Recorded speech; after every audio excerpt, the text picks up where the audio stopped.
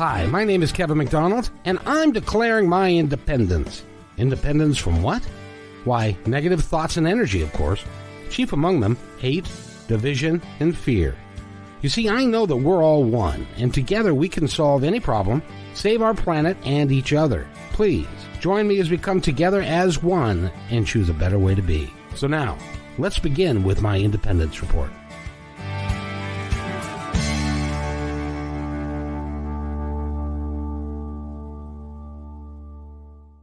Welcome, everybody, to another episode of my Independence Report. This is, I have to say, this is a really good one that we're going to have for you today. Dr. Alan Lycka is with us today, and he's the author of a book. And the name of that book is The Secrets of Living a Fantastic Life. And you know, it's easy for you to say. You are a doctor. You've been in practice for a long time. You've got a nice family. You've got everything going for you. How could you possibly know what it's like to lead a fantastic life if you haven't? Because you've always had that. How do you know? You know, back in 2003, I was walking in my dear wife and my youngest daughter in Disneyland, of all places. And my wife turned to me and said, "What's wrong with you, hon?" You know, Kevin, it was funny because for once in my life, I hadn't said anything wrong. I hadn't done anything wrong. I hadn't even thunk anything wrong. But she persisted. "What's wrong with you?" I said, "Dear, I don't know what you're talking about." She said, "Listen to your foot." I said, "Dear, that's a funny thing to state." She said, "Well, listen to it." Well, my right foot had suddenly and mysteriously developed a foot drop, you know, out of the blue. And she said, "Did you have a stroke?" I said, "Dear, you're a doctor. I'm a doctor. This is not how strokes present. If I had a stroke, I'd be laying on the pavement." Well, she said, the ultimatum, she said, "When we get back, you better get this checked out." Kevin, when your spouse tells you to get something checked out, what do? I ignore them, generally speaking, but I know that you're supposed to. You know, us men. You're a doctor. Men have a problem with that, but yes. But when your wife gives you the ultimate ultimatum, I don't think you ignore it anymore. It's one of those things you do. So when I got back, I saw dozens of doctors. They did brain scans. They did CAT scans. They did MRIs. They did scans. You know what they showed at the end of the day, Kevin? Nothing. Absolutely nothing. And you know, when doctors see nothing, you know what they do? More tests. They do more tests, of course. They don't want to be showed wrong. So I had tests that weren't even invented back then in 2003. I had tests on tests and tests. And so finally, they sent me to a world-class neurologist, you know, the brain guy, the guy that's supposed to have all the answers. I walked in and I said, "Hi." He said, "Hi, you better be sitting down when I tell you this." I said, "Why? I've got a dropped right foot." He said, "No, you don't. You have ALS, Lou Gehrig's disease. Get your affairs in order. In 6 months, you're going to be dead." Wow. And so when you were sitting there, I assume you were sitting there alone, that you weren't with your lovely wife or No, I was there alone. And so I asked him, "Is there a way to prove this diagnosis?" He said, "Of course, an autopsy." Oh, good. That's a good time. Yes, and I said, I shot back, "I'm not going to die to prove you wrong." So, you know, when you go through something like Kevin, you go through a phase that Elizabeth Kubler-Ross described in her book on death and dying. You go through phases. You go through anger. You know, Kevin, have you been angry at the world, just mad as hell, that you could bite the head off nails? You could drive your fingers through the door. You know what I'm talking about. Well, I had that anger. I was angry at the world. How dare this happen to me? I was at the prime of my life. I was doing great things. And yet I had 6 months to live. Then you go through bargaining. "Oh God, please don't let this happen. I'll do anything if you don't let this happen." You go through denial. "There's nothing wrong. I can do anything. Denial's a river in Egypt. I'm not on that river in Egypt. You know, I can do anything." So I worked 12, 14 hours a day. I worked 16 hours a day. And, you know, I decided then, you know, there is something wrong. There's something wrong with my foot. And that's when you go through the big D, the big dark zone, the depression, where nothing matters. You could lie in bed all day. Why not? Nothing's going to be right anyhow. You're dead in 6 months. you've been given the ultimatum, you know, and that's the bad state to be in when everything's black, everything's nasty. So I've been there, Kevin. I've seen anger, I've seen bargaining, I've seen denial, I've seen depression. So my life has not always been that rosy. It has not always been right. But that's when you start looking for the answers, Kevin, and you start looking deep down, deep inside. And back in 2003, something new was invented. You might have heard of it. It's called the internet. You ever hear of that?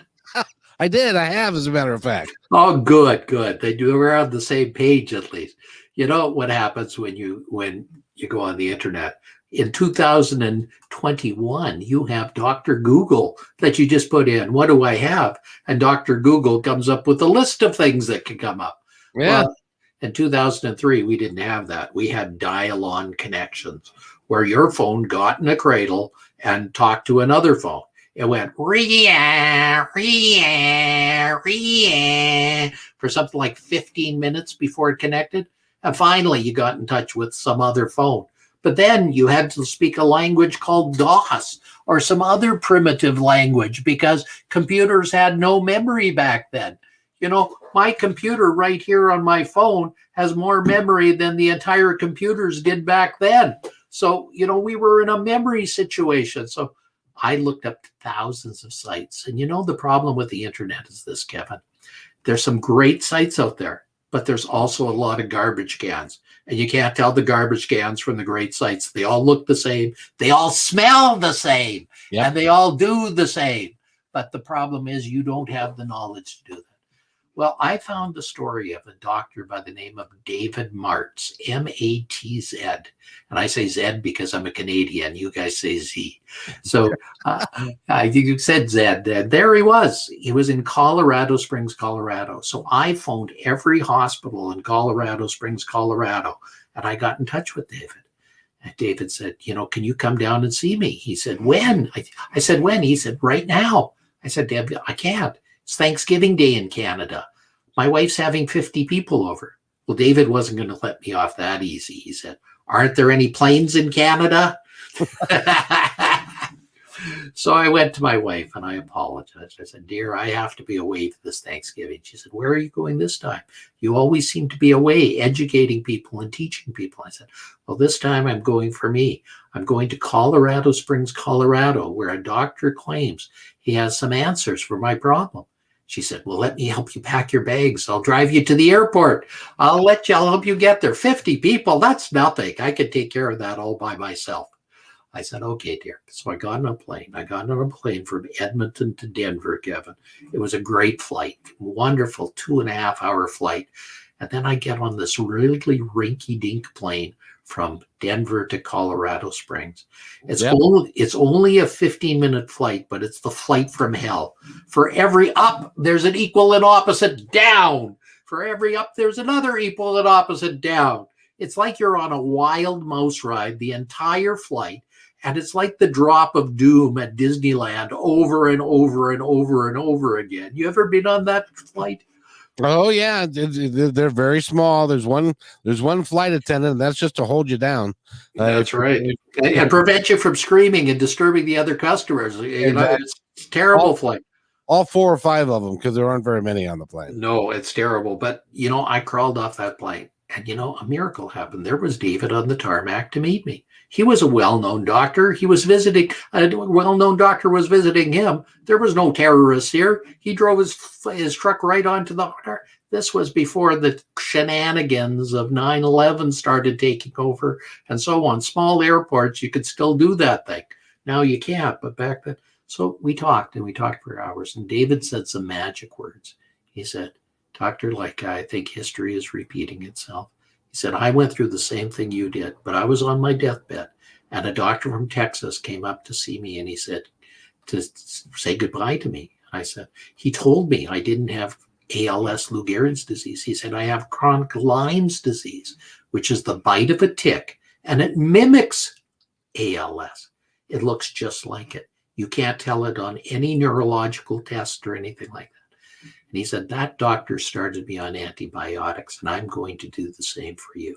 And that's why I'm alive and thriving 17 years later, Kevin, to this day. You know, it's interesting because my family went through the 5 stages of grief, and I highly recommend the book. Elizabeth Kubler-Ross has done an extraordinary thing for humanity by putting that book out there, because my brother had stage 4 lung cancer, and it was one of those things where he didn't have it one day and the next day he did, and then they determined it had metastasized, and then, no, God's going to save me, and I'm going to pray, and I'm going to work my way out of it. And he went through all 5 stages until the day he died, when he accepted his fate. And it was the good thing is I didn't have to accept my faith. I knew there was something else. And I encourage people that if you're in a terminal or chronic situation, make sure the diagnosis is correct. When it's a stage 4 lung cancer that's metastasized, it's fairly self-evident. But right. In many other areas, there's a gray zone, and doctors admit there's a gray zone. Doctors don't always have all the answers. They don't always know exactly what it is. They have something called the differential diagnosis, where that means the top 5 guesses that you have to tell what's wrong. And, in some cases it's self-evident. In many cases it's not. In my case, it was not evident. Back in 2003, people had not heard of chronic Lyme's disease.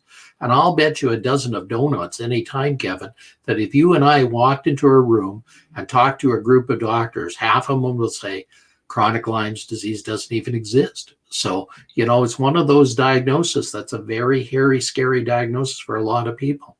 Absolutely. Now, but I got to ask you, because as you're sitting there and he's saying, and you're a doctor, you more than most of us understand what happens when you have Lou Gehrig's disease, the slow decline, the lack of muscle movement, and eventually not being able to do anything with your body. Didn't that at that moment just scare the hell out of you? It's a scary way to go. I mean, can you picture being entombed in your body and not being able to do anything? And all of a sudden this thing is climbing at you, eating at you until it hits your respiratory center, and therefore you can't live anymore.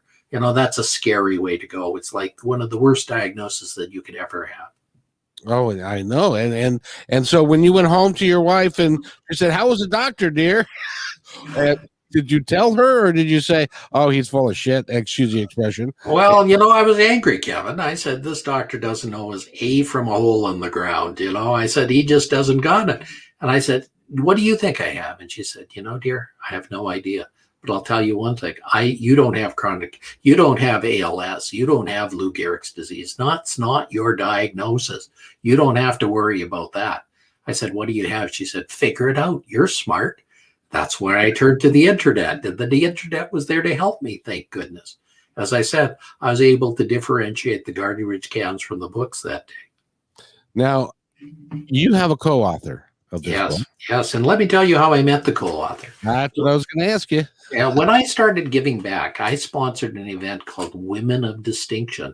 And the Women of Distinction, we honor women in our society, and we were honoring women of Edmonton. And, even to this day, Kevin, we don't honor women enough for what we do. Sure, we have Mother's Day. Sure, we have gifts at Christmas. But really, women do a lot for society that we don't do. So this event was to honor the women of Edmonton.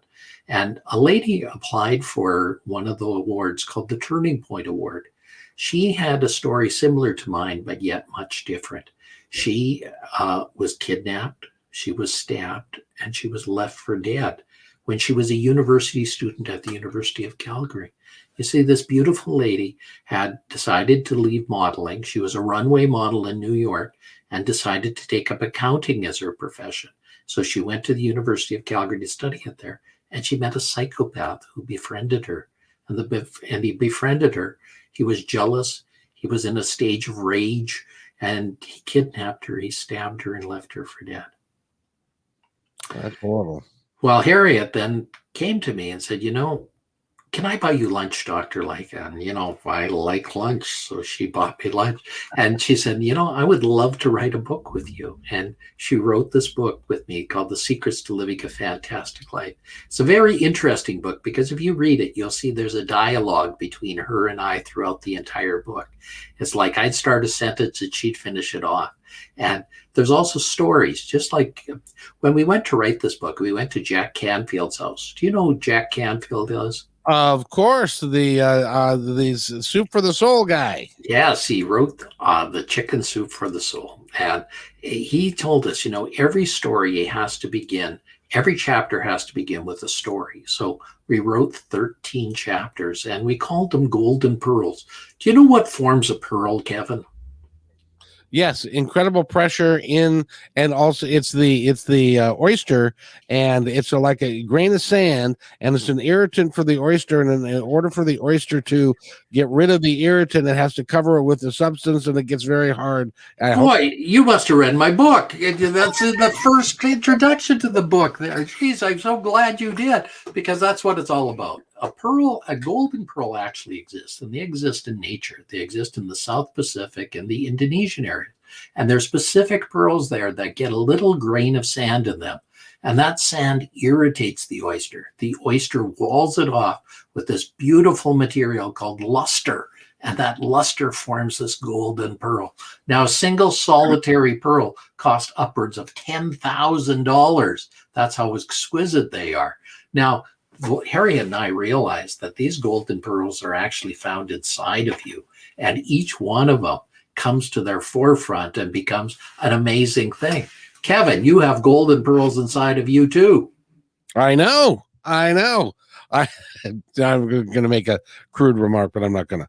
But I do have to ask you though, because you guys got together, you wrote this book, you also had a life-changing decision that because you had a successful practice, you were doing that, and you decided that you had something better to do with your life. In my life, I treated a lot of people, and I treated a lot of people who had scars. I treated people that wanted to look better. I treated people with a lot of deformities. But Kevin, I realized that there's something even more crippling than scars, and that's the false beliefs you carry inside of you. Those false beliefs are what carry you and determine whether you're going to be successful or not. So I decided to work on another element of the human existence, and that's to help people not only look better, but also become better, to let those things aside themselves. In fact, there's a book called Psycho-Cybernetics that was written by Maxwell Maltz, who wrote on the topic of psycho-cybernetics, which basically is helping people heal from the inside out. And the co-author of Chicken Soup for the Soul, Dr. Mark Victor Hansen, said, yes, Dr. Lycka, you are truly the new incarnation of Maxwell Maltz. You are actually working on people's scars from the inside and helping them get better. He said, you should use that when you talk to people, because they'll recognize that's what you're doing. And yes, that's what I'm doing every day, trying to help people get to a new plane, a new part of living. That must have been kind of a shock to your wife when you came home and said, guess what, honey? I'm going to become a motivational speaker, and I'm going to let the practice go. It's like, well, I started to become a motivational speaker, and what happened right after that was something called COVID-19 hit the planet, and all the stages, $800 billion industry vanished overnight. So the way that I speak to people is on podcasts. I speak through people on my own podcast. I speak through people on the medium of the internet. And, even though this COVID has affected a lot of people badly, it's giving us tools that we now communicate around the world in seconds. We can communicate. You're sitting there in Seattle. I'm sitting here in Edmonton. And yet we're communicating with people from around the world on a topic we both love, how to make people become better and be better. It is phenomenal that what is happening is, and yes, COVID is very bad, and a lot of people have died, but it's forcing us to make changes that might not otherwise have come. And this is one of those, is that we can have a dialogue, we can put on a professional looking show, and that is can be well received, and it's just amazing that can all happen now. I applaud you for what you're doing, because It's so important and so vital. Tell me about your co-writer. Is she doing the same things as you, or is she? She is, but she's just started to work on with more with children. You know, when she got through her crisis, so to speak, a young lady by the name of Amber told her, "You need to help young people become a better person." So she has her own group called EmpoweredMe.ca, and I'd encourage everybody to go to that site and learn from Harriet as well, just like I have. EmpoweredMe.ca. You can learn a lot from her. It's so needed. It's so vital, and I'm so glad that you've taken the time to be here. By the way, I thought I had it. Let me double check, and there we go. We're gonna do this. You now across the bottom of your screen is a for a free book. Go to that site, which is secretbooksnow.site./home, and he will send you a free book. And I think that now, why are you going to send him a free book? By the way, Well, you know, I'm giving him a digital copy of the book, and a lot of people love digital copies and read it that way. If they don't, they can get a very inexpensive price copy by just ordering the free copy as well. So, what's more important to me is get the knowledge of this book out to the world. I think everybody needs the 13 Golden Pearls. And in 2021, they need that more than ever. They need to heal from the lost year that they've had. I think they need to grow. I think they need, the world went through a phase as well of anger. What do you think this thing in Washington was? What do you think all this stuff going on of these racial protests and so on? That's anger. And it's not only coming from just being angry, it's part of what COVID did to people. They went through a stage of bargaining. They went through a phase of depression. They went through a phase of denial. How many people would not wear masks? How many people would not believe the science out there? I mean, that is, I'm sad to hear that. I mean, Tony Fauci did his best to tell people you must wear masks. You must distance. You must treat this as a real thing. And 500,000 people, 500,000 Americans later have died because of all this going on. And, I read the news too, and there's 2 states that now have said, you don't need to wear masks anymore. You don't need to social distance anymore. Well, I'm sorry to say, there are new variants of the virus that are out there that still require us to behave in a civil fashion. And, I'm not here to preach to anybody. I'm here to help people. And I'd encourage people to follow the scientific knowledge, follow and grow, learn, read a good book. My book's a good book, and I would love everybody to read it and share it with your friends, for goodness sake. That's what this is all about. You can get it at secretsbook.now.site/home, and you can get it absolutely free. it's amazing to me that we have got people that live in our country. Now, first of all, you're in Canada, so you're our enlightened brothers and sisters to the north, and you must think that excuse the expression again, but our shit show down here has got to be fun for you guys to watch. Well, we call it the excited states for obvious reasons. And it is exciting to watch it. It's been a year of a lot of learning, a lot of knowing, and if we think that we're out of the woods when this virus goes away, every year you need to get a vaccine for the flu virus, right, Kevin? Yeah. Every year you need to do this. And viruses are smart. They change. They don't want to be wiped off the face of the earth, so they change. And they try to become something else. All these strains are the virus of change. And unfortunately, that's what goes on with viruses. And I suspect that as we cure this virus, there's going to be another viral storm. We get a pandemic every 100 years. We've been lucky that this actually was 100 years, especially with these means of mass transportation we have, these ways of communicating. A person could be in Brazil now and come home within 24 hours and spread another strain of virus.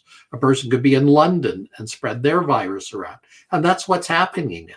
So I don't want to see the world locked down forever. I don't want people having to stay home forever. I'm a realist, but treat people well. And remember, at the end of the day, what you need is kindness. I think kindness is very real. It's not only very real, it's important, because you have to understand that we are, and from my frame of reference, we're all one.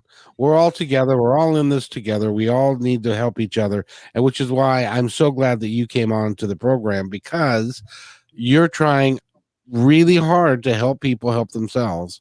And some people are not going to hear of it. People in Texas are not all that excited about the living life just a little bit more safe and stuff, because they're the land of the free, and they can do whatever the hell they want, even at the expense of their mothers and fathers and their aunts and their uncles. Well, sadly, my father-in-law contracted the virus on New Year's Eve, and 5 days later he was dead.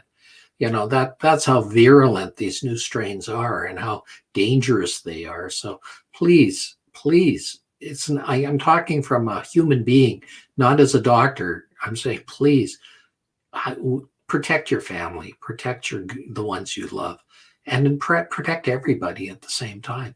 Wearing a mask is not a sign of cowardice. It is a sign of generosity. It is a sign of doing something right for people to help them through this very difficult time that we're facing. Absolutely. Let's talk about your book some more, because I want to know, there are 13 pearls in it. Can you give me a peek under the blanket and to tell me? Sure. Let me go to one, and I'm going to go to one of my favorite one, and it's laughter. Scientists have studied laughter, Kevin, and laughter is one of the most important ones that we have. And there was a guy by the name of Kevin Wiseman that actually found the world's funniest joke. Would you like to hear the world's funniest joke? Yes, I would like to hear the world's What he did is he rated all jokes and got people to rate them. And they rated thousands and thousands and thousands of jokes. And here's the number one joke. Without much ado, let's start. There were two hunters. They were out in the woods. And one dropped down. He was like he was dead. He couldn't wake up. His buddy shook him. Buddy, wake up, wake up, wake up. He's still lying there. He's not moving. So he picks up his cell phone and he phones 911. Operator, please help me. My friend has dropped down. I'm afraid he's dead. Oh, well, could you do something for me, sir? Could you please first make sure he's dead? Well, he drops down the phone. All of a sudden, there's a loud click and a bang. I said, yes, he's dead. What do I do now? He shot the gun at him, Kevin. That is either the world's funniest joke or it's the world's worst joke, depending on how you look at it. But, Kevin, have you ever watched Abbott and Costello? Have you ever watched slapstick humor? And did you laugh? Do you know who's on first? Yes. Who's on second? And what's on third? And I don't know, it's on short or something. That's right. But the point is, we laugh at things that are improbable. A person slips on a banana peel and you laugh, not because they're going to get hurt, because it's funny. Why didn't they walk around the banana peel? Why didn't they not? It's the improbabilities in life that gives us the choice for laughter. And if I have my chance, Kevin, I would sooner laugh than cry on any given day. Oh, well, laughter now there's dopamine and there's all sorts of reasons why laughter, the chemicals that are released in your body, but the hell, it just makes you feel good. Absolutely. And it makes there's no way to get your mind and body together in sync without a good laugh. It's one of the surest, simplest ways to do it. And do you know that 91% of people in establishment, in bosses in the situation, think a sense of humor is important for people to advance? So if you want to advance in your job, develop a sense of humor. Don't sweat the small stuff. And it's all small stuff. That is so true. And I've been in management before, and I've had a pretty wide ranging career, and people that don't have a sense of humor really are no fun to be around. Absolutely. I think it's very important to have a sense of humor because without a sense of humor, you cannot do anything. I think a sense of humor is really what helps to get through your day. I mean, a person spills a cup of coffee on the ground. Well, what do you do? Well, you wipe it up, of course, but laughing at it and helping that person do that sure makes it an easier task than it is to cry about it.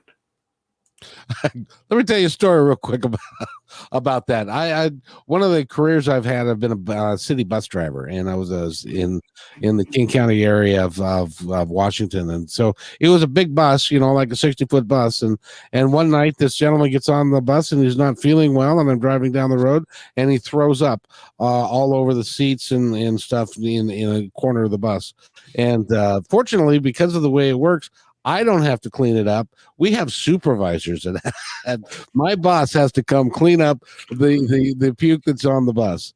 And it was a particularly nasty mess. And so he gets on the bus, and this is how a sense of humor works for you. He gets on the bus, he works to clean it up. And have you ever been so disgusted with something that you start to throw up when you're trying to pick up somebody else's? I'm sure that's what the boss did right there. And then you probably threw up too on top of it all. No, I was standing far enough away, but he started to throw up and he said, "Oh man, I threw up too, but at least mine tasted like coffee." So he had the joke to be able to say and to laugh at himself, even though it was a thoroughly disgusting situation. And that's how we get through life, isn't it? I think that's how we get through it. I think that's how we get to do it. One evening, many years ago, I shared watching Mr. Bean as a New Year show on TV, and it was one of the funniest shows I've ever seen. All slapstick humor, all little humor. Mr. Bean goes and decides to move his piano. So what does he do? He straps his piano to the top of his mini car. And what happens to the car? It tips over. Those are the things that make you laugh. Abbott and Costello, there's a great show on TV about that. And there's a great many of these reruns actually still live on and on and on. I encourage people to look them up. Like I Love Lucy when she was working in the chocolate factory. You know what, working in a chocolate factory, she had to put chocolates in a box. Well, the assembly line kept getting faster and faster and faster as she started putting the chocolates in her bra. She started putting them in her pockets. She started putting, and it's just a funny show. That's what laughter helps you do. It helps you to see the reality not as being tainted, not as being something that's awful, but something that's humorous. Well, and part of that is that what we tend to laugh at are everyday situations that we all find ourselves in that we have trouble laughing at the time, but they are inherently funny, just because we need to understand that we're not going to get out of this alive anyway. So you might as well. But it's the funny things the day-to-day funny things that are. Well, let me tell you a funny story, and it wasn't funny at the time. I was a young intern at the hospital, and unfortunately, a family was coming in that I had to tell that their loved one was going to die. So the front desk calls me and says, "Okay, it's the Smith family here," and I clarified this. This is the Smith family, the one person that I have to tell their loved one's going to die. And they said, "Yes, they're here." And so I go and I introduce myself. I'm Dr. Lycka. I have something very sad to say, that your loved one is not going to make it very long. I'm glad you're to say that. And they looked at me and they said, "Oh, really?" I said, "Yes." And I said, "Are you the Smith family?" They said, "No, we're not. We're the Olsen family." And they burst out laughing. Thank goodness they did, because they said, "I am so sorry you have to tell the Smith family that same speech." And it was hilarious because the secretary, who all thought this was the Smith family, no, this was the Olsen family. Oh my goodness. But again, if we didn't laugh at that situation, it would have not been very pretty. What do you do being in that? I having never been in that situation. What is it like having to tell somebody that their relative is very there's a good way and a bad way to do it. When a person is coming to the end of the life, it usually is that they've been suffering for a very, very long time. You know, your brother or your brother-in-law who had stage 4 cancer, unfortunately, that's not a very pretty death because it goes to the bones, it causes a lot of pain, it causes a lot of agony. And the good news is that this person is going to move on to a life that's better than this. So when you tell the person, if you frame it properly, it's actually a good situation because they get to spend the last days or moments with that person, and that person now can go to a better existence and not be suffering anymore. And that's usually what death is in a situation like that. And most of the time now, have you worked with death and dying a great deal, or just a little bit, or because You it's know, I became a dermatologist, and as a dermatologist, I dealt a lot with melanoma. I dealt a lot with skin cancer. So yes, I did deal with a lot of very ugly things. Fortunately, most of the skin cancers at this phase are now curable, but they weren't always curable. And some cancers can be horrendous situations. The good news is we have technology that helps with a lot of that now. Did you find in your work that there were times when someone would be on their deathbed but didn't feel, but were having visions of the afterlife, or were talking to people of the afterlife, or were having a moment in time where they accepted it and they were ended up even looking forward to it? Yes, in fact, most people do. You know, when they've been suffering a long time. My father-in-law, who died at Christmas, you know, he lost his wife several years ago. And so for him, it was a good thing. He really wanted not to be on this planet anymore. And he felt that this awful COVID virus was something that was taking him to his loved ones. So the answer is, I think people, when they get to the end, do not always view it in the same way that we do when we fight it to the nasty, like I did, and fought it off. And, you know, 17 years later, I'm still living because of the good intentions of people around me. Absolutely. Well, and the good intentions, and also your tenacity. You know, tenacity is a very important word, and I'd like to go into that a little bit. In fact, I'm going to read a little bit from my book about tenacity. You know, that's covered in chapter 10, Golden Pearl number 10. And tenacity is one of the most important ones. And I'm going to read you the story of a person who you might well know, and you'll guess who it is. He was a champion. He was born in 1816. His family was forced out of their home. He had to work to support them. In 1818, his mother died. In 1831, he failed in business. In 1832, he ran for state legislature and lost. In 1833, he also lost his job. He wanted to go to law school, but he couldn't afford it. He borrowed some money in 1833, but within a year he was bankrupt. He spent the next 17 years of his life paying off his debt. In 1834, he ran for the state legislature again. He won. He was engaged to be married. His sweetheart died, and he was heartbroken. In 1836, he had a nervous breakdown and spent 6 months in bed. He sought to become a speaker of the legislature in 1838 and was defeated. In 1840, he wanted to become an elector. He was defeated. In 1843, he ran for Congress. He lost. In 1846, he ran for Congress again. This time he won. He went and did a good job. But when he re-ran in 1848, he was defeated. Oh, God. In 1849, he sought the job of a land officer in his home state and was rejected. In 1854, he ran for Senate of the United States and lost. In 1856, he sought to be vice president at his party's national convention. He got less than 100 votes. In 1858, he ran for the Senate again, and he lost. Finally, in 1860, he was elected president of the United States. That's Abraham Lincoln. You've got it. But look at the amount of tenacity he had to face to get there. You know, tenacity is an amazing thing. It's persistence with an attitude, as Harriet Kinka would say. Persistent with an attitude is tenacity. You know, it's I have to use that as an example from now on, because I didn't realize that he'd had so many horrific losses. It's like, remember Richard Nixon at one point? Well, you're not going to have Richard Nixon to kick around anymore after when he lost. Well, he came back and he became president. Well, Abraham Lincoln, the same thing, although he lost a ton. But what do you think? How many other people would have stuck up to it and just kept on going? Not very many. Not very many. It's hard to do. It is hard to do, but that's what tenacity is all about. And in my book here, I think it's in the 3rd chapter, I share the story of inspiration. And in that story, I tell the story of my little daughter, Stephanie, who was learning to tie her shoelaces.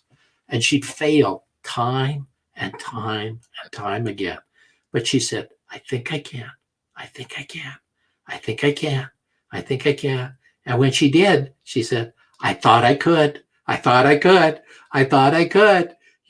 That's what you've got to do in a situation like that. You've got to keep on doing it and keep on doing it till you get good at it and keep on trying again and again and again. But don't try the same thing. Try something different each time. But each time, you either get defeated by it or you're like Thomas Edison making the light bulb. You found another way not to make a light bulb. That's the way you should perceive this. And how many times did he attempt to make a light bulb and failed? And finally, he got to the point that he found a way to make a light bulb. It's incredible if you believe in yourself and you're willing. If what you know now. Let's talk about intuition a little bit. I agree with you 100% because there's a point in time where I don't know if you're standing in the shower, if you're sleeping in the middle of the night, or you're driving and you're just kind of daydreaming, and you'll get an inspired thought. You'll get something that says, this is what you should be doing. And it's people that don't ignore those inspired thoughts. It's like you. It would have been very easy for you to say, I got a great practice. I got a good thing. I'm just going to do what I'm doing. Well, let me tell you a story about my book when we were writing it. As I got back from speaking at Harvard University, and I was going to go to the university to do some work. And so I put my briefcase behind my car, and in my briefcase was my computer, which had the hard drive with all the notes from my book in it. Well, the phone rang. I went inside, answered the phone, and I forgot to put the briefcase in my car, and I drove over it. Oh, no. Destroyed the entire manuscript that we had been working on for 6 years. Okay. So I wrote Harriet, do you have a recent copy of what we've been working on? She said, of course. I said, could you send it to me, please? And then I started to ask her, do you remember that quote that we said there? Could you share it with me again? Do you remember that quote we shared with? And Harriet said, there's something funny going on. Yes, there is something funny. She said, I ran over our book with all the notes that I just had finished writing on our trip back from Boston. And she said, she laughed. She said, guess what? Good thing I kept a copy of it. The good news in 2020 and 2021 is we have the cloud, and the cloud saves things almost automatically. So at least 98% of that book was reproducible. But, there's one good thing I've learned, Kevin, is there's no good writing. There's only good rewriting and good rewriting. So this gave us a chance to re-review it. There's a story of Walt Disney when he was making the Pirates of the Caribbean ride at Disneyland. He went to some of the staff and said, there's something wrong. There's something wrong. And one of the waitresses said, there's no crickets. You don't have crickets when you're going through the Pirates of the Caribbean ride. There's no darkness. So he went and remade the ride. The world was waiting for this $1 million ride that he had spent 10 years making. And he stopped it right then and there. And this gave Harriet and I a chance to rewrite the book.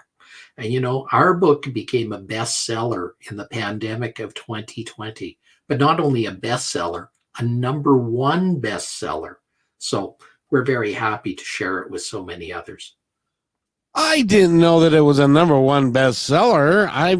I'm remiss. I apologize, sir, because you are the now. Okay, so let's start again. Okay, I'd like to introduce today the #1 best-selling author, Alan Lycka. He is with us today. I'm so excited. #1 best-selling author. That is incredible. And the cool thing is that what you're doing with the book is you're helping people. I would love everybody to pick up a book and give a copy of this to everybody on the planet.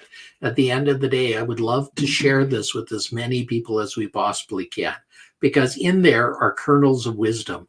They're not wisdoms that I invented, there's wisdoms that I've discovered, a wisdom that is found in every one of you. So I think everybody should take the time and learn from it and learn a little bit more. How do you help people who are in a place where they don't feel they can get out of the depression, the negativity, the fear that they are living their lives with? I think the first thing they have to do is realize they're in that state. They have to realize they're in that home. And if they don't, their loved ones have to. And in this day and age, Kevin, there is help everywhere. There's helplines, there's places to go to. People can go to my website, dralanlycka.com. There's resources there for people to draw on. I make a podcast every week. It's on YouTube. It's called How to Live a Fantastic Life. There's resources there. They can reach out to me. They can go to dralanlycka.com and find me. They can email my secretary, tammy@lycka.ca, and find us. So the answer is there's help. There's help in your own community. There's help everywhere. But first, you got to realize that there is hope for you. And just taking a baby step is what's necessary. I think people have to take baby steps. It's not swallowing the whole watermelon, taking a little bite of it at a time. Exactly. So you're doing podcasting. What's podcasting? Podcasting is one of the most amazing things on the planet because it gets the message out to so many people so quickly in such a way. Gavin, that's what you do. It's a what I call a labor of love that you spread around the world. It's something you do because you love doing it. You spend your time on it because it's one of the simplest, easiest ways to get your knowledge out to so many people at once. It's the new media. It transcends TV. It transcends books. It transcends everything because it's instant and it gets the message out there to so many people so quickly. And my job is not to be the presenter of wonderful information. My job is to be the person who brings you on to present the wonderful information that you have worked tirelessly for years to develop and put into this book. And I'm going to tell you one of the stories of the book there, Kevin, because I think you'll like it. There was an old carpenter. His name was Fred, and he was tired. He had worked in the same job for 40 years. And he had lost his enthusiasm. So he went to his boss and said, "Boss, I'm sorry, I can't do this anymore. It's my 65th birthday. I'm giving up. I'm going to quit and I'm going to go into retirement." The boss said, Fred, you can't do this. You've been my #1 carpenter for all these years. He said, "Could you do just one more thing for me after all these years?" Fred said, "Of course, boss. I will love to do it for you. I've loved this job." He said, "And as my last thing, I'll gladly do it for you." He said, "Well, just build me one more house. You're my master carpenter. You're the only one that can do it." But Fred's heart wasn't into it. He dragged his ass to work every day. He worked 2 hours, sometimes 3 hours a day, not the 20 or 24 hours he used to do when he was younger. And when he got it done, a miracle happened. The house passed inspection. So he went back as boss. He threw his keys on the desk and said, "Boss, I'm done." He said, "Just wait, Fred. We're going to have a party." So he gathered everybody around. They had champagne. They had caviar. They had cake. They had everything, every goodie that he could possibly want. And he said, "Okay, I'm done." He said, "Just wait, Fred. I've got a little present for you." He gave the keys from that last house to Fred and said, "Fred, live in this house all the days of your life with all the enthusiasm you showed for me for the last 45 years. Well, Kevin, I tell you this because enthusiasm is not a Monday thing. It's not a Friday thing. It's not a Wednesday thing. It's not a Thursday thing. It's something you got to bring to the table every day because that's what it's all about. It's all about you bringing your best game forward, because that's what enthusiasm is all about. It's really about showing everybody what you can do and what you can't do. I wish I'd have said that. That was that was significantly artfully done, sir. And I really appreciate that, because no, you're right. You have got to be, whatever you choose to do, however you choose to spend your time, you have to do it with enthusiasm. If I used to be a sales manager, I had 12 guys working for me, and one of their jobs was to cold call. And that's when you walk into a business, like in this case, a restaurant, because they were selling food, and you walk into the restaurant and you don't know anybody, and you're just walking in to present yourself to the ownership saying, I would love to be able to sell you food. And I was sitting in a meeting with these 12, and one said, well, how do you cold call, and how does it work? And I sometimes I just don't feel confident enough. And I said, well, let me tell you something. If you're not enthusiastic about what you do, there's two things. One is, if you're not enthusiastic about what you do, don't do it. And if you can't get enthusiastic about it, I'm going to fire you. So at one point or another, you're going to have to either make a decision to either get enthusiastic about what you're doing or not.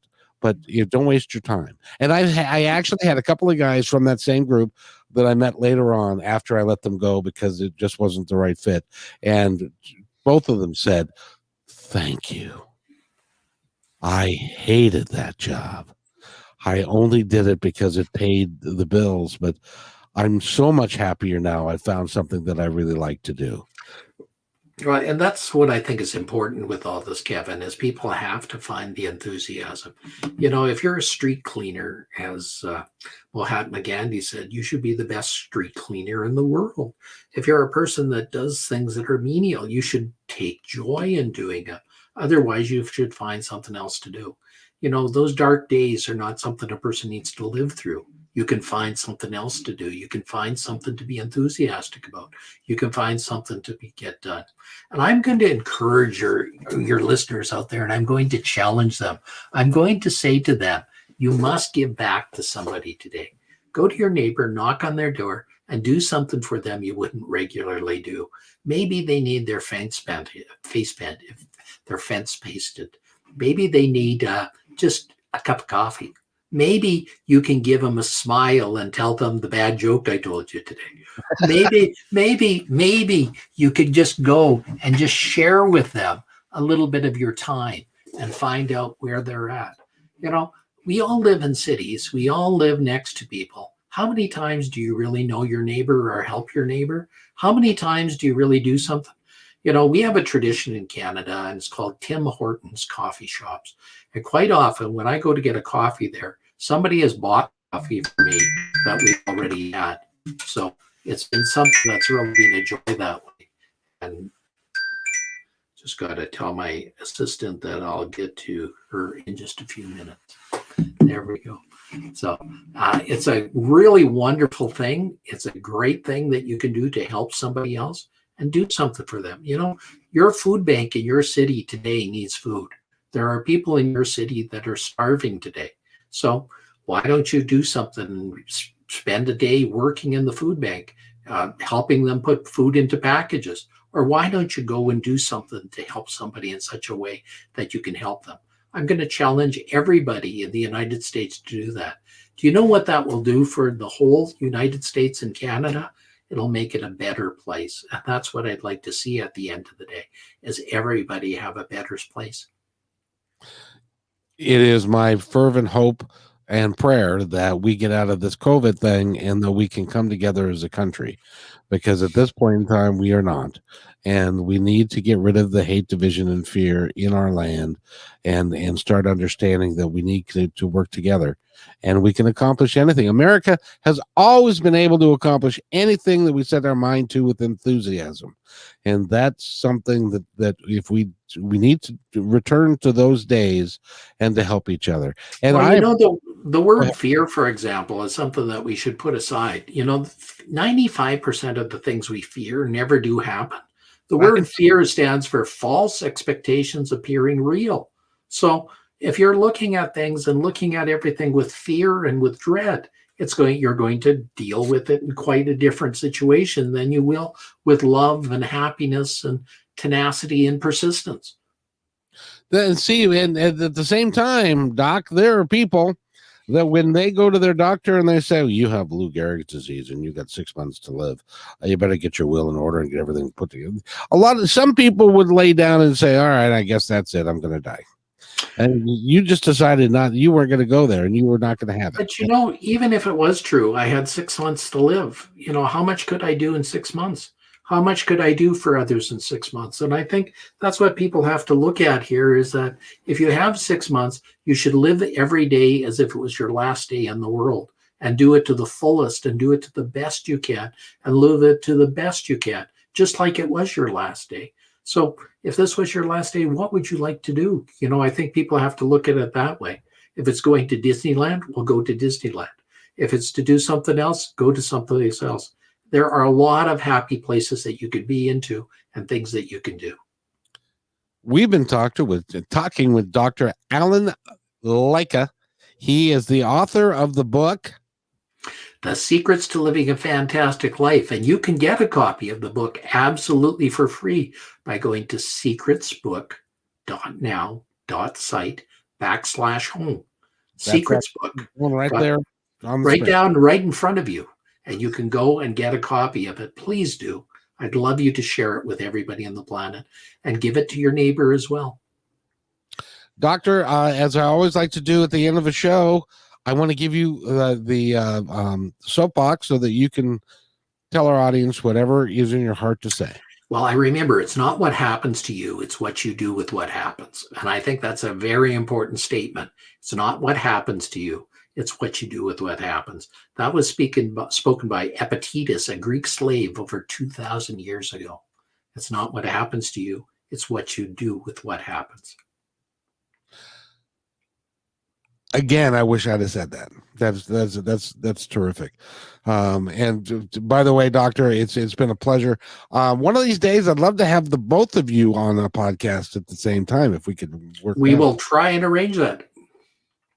That would be awesome. So I'd like to thank Dr. Alan Lycka for being here, and go get his book, which is The Secrets to Living a Fantastic Life. It's right here. You can get your own copy. The 13 Golden Pearls Within, and it's a great book, and I implore you to please get it and enjoy it. And so, Doctor, it's been great fun having you here, and hold on while I do this, and then we'll be right back.